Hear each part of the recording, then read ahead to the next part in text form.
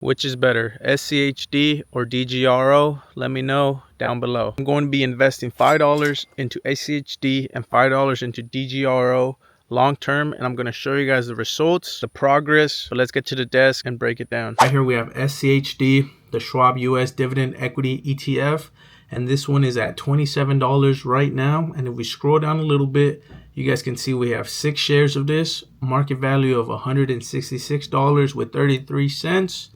Average cost being $26.96, and our total return right now is $1.23, which is pretty normal because we literally just started this I think 2 weeks ago probably now, or actually no, it's probably been a little longer than that, but we just started this month pretty much. And I'm going to be doing the same with DGRO, and I'll be showing you guys side to side long term how the returns are. Thing is, this one is diversified a little different than DGRO. This one is more focused on actual income and less growth and more stability in a way. And you guys can see what it's diversified into here. The yield is 3.91%, which is a higher yield than DGRO, but is also less focused on growth like DGRO is. And that's one thing that sets them apart a little differently, and one thing that people take into consideration when investing in these ETFs. Right here we have DGRO, which is the iShares Core Dividend Growth ETF, which is a little different than SCHD because it has a little bit more of a growth focus, which is not really too heavily. If you're really looking for growth, go with something else. And none of this is financial advice. It's just what I'm experimenting with and what I'm doing. We scroll down. As you can see, we have less shares because this one's actually a higher cost.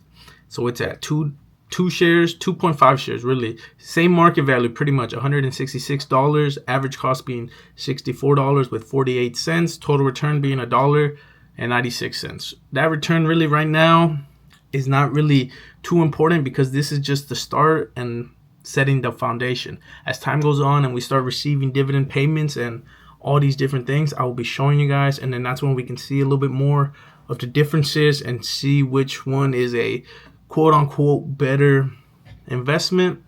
I think overall these are really good investments. And you guys can see if we scroll down, this one has more technology and it's focused a little bit more on growth, but also generating income. And the thing is, this one is at a lower 30-day yield, being 2.23%. And that does affect the amount that you get in, but it's almost the same and a little bit different in their own ways. Now look, one thing about investing into dividends is when you're young, a lot of people will tell you to focus more on growth and not focus as much as income, or on income I should say.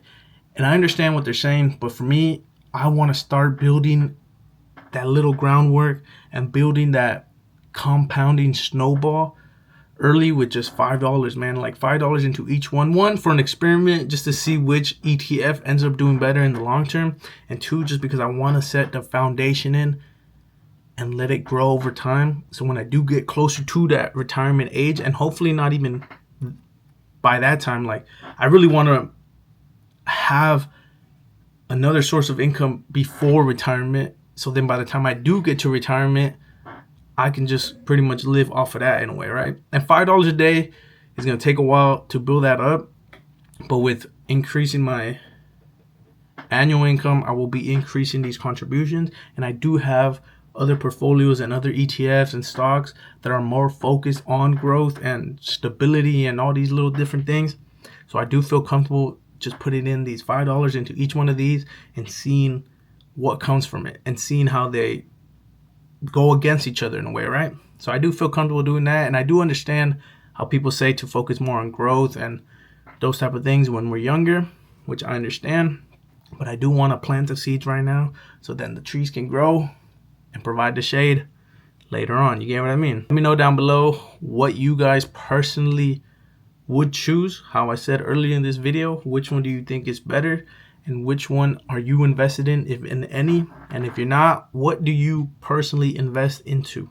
I really want to hear what you guys have to say. You received that dividend payment. It does get taxed, right? It does get taxed.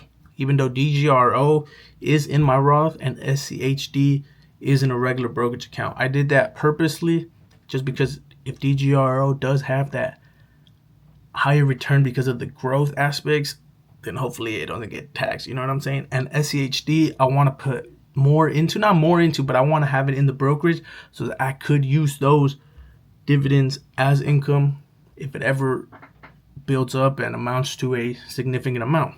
And that's why I did it that way.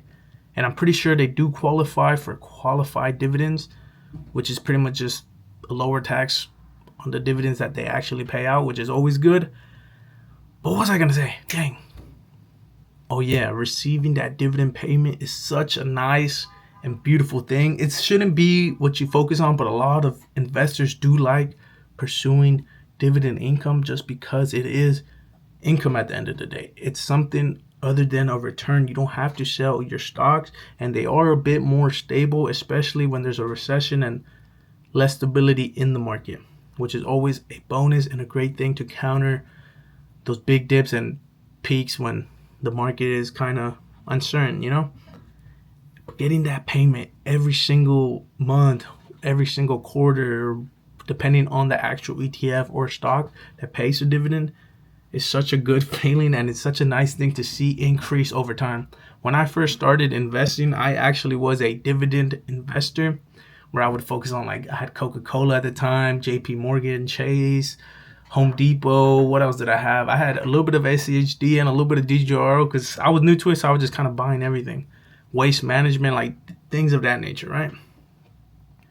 And seeing that increase in the dividend over time was such a cool thing, because then even my brother was into it too. Because then you think about it, you're like, in a few years down the line, these dividends will pay for my expenses, which is pretty much the goal of dividend investment, which is such a cool concept and something that I want to start, how I said, building a foundation and let it compound over time. But that's going to really do it for this video, man. I really appreciate everybody watching and supporting. Really appreciate that, man. If you're new, go ahead and leave a like and subscribe. 6,094, guys. And we literally just hit 5,000 like 2 weeks ago. Another one off the board with another goal on the horizon. Crazy to think that we're at 6,000, man. 2 weeks ago, just hit 5,000. It's a crazy thing. Appreciate everybody watching, everybody supporting.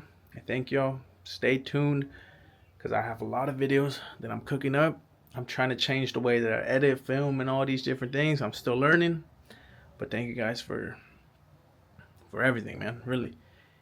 And I'm really just gonna continue documenting the journey with new things that come along, new things that change.